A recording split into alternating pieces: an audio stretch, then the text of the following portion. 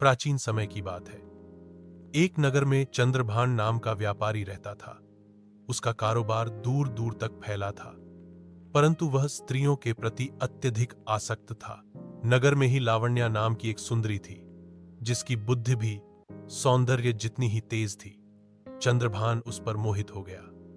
उसने सोचा कि धन दौलत से वह लावण्या को अपने वश में कर लेगा। एक दिन उसने सोने के आभूषण और रेशमी वस्त्र भेजकर उसे पाने का प्रस्ताव रखा।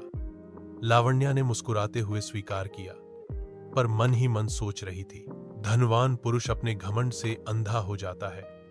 देखना, मैं इसे उसकी ही लालच में फांस आकर सबक सिखाऊंगी। कुछ ही दिनों में दोनों के बीच मेल झोल बढ़ गया। चंद्रभान सोचने लगा कि लावण्या अब पूरी तरह उसी की है। लेकिन एक रात लावण्या ने कहा, व्यापारी जी, आप सच में मुझसे प्रेम करते हैं तो कल अपने गुप्त खजाने से मोती माणिक मुझे दिखाइए, तभी मुझे विश्वास होगा कि आपका हृदय मेरे लिए सच्चा है। मोह में अंधे व्यापारी ने अगली ही रात उसे अपने गुप्त कक्ष में ले जाकर सारा धन दौलत दिखा दिया। यही वह अवसर था जिसका लावण्या इंतजार कर रही थी।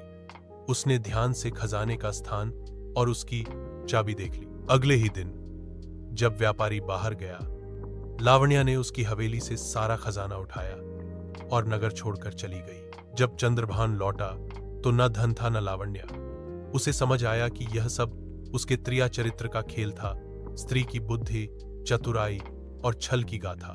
इस कथा से यही शिक्षा मिलती है कि आकर्षण और मोह में अंधे होकर कभी किसी पर आंख मूंद कर विश्वास नहीं करना चाहिए।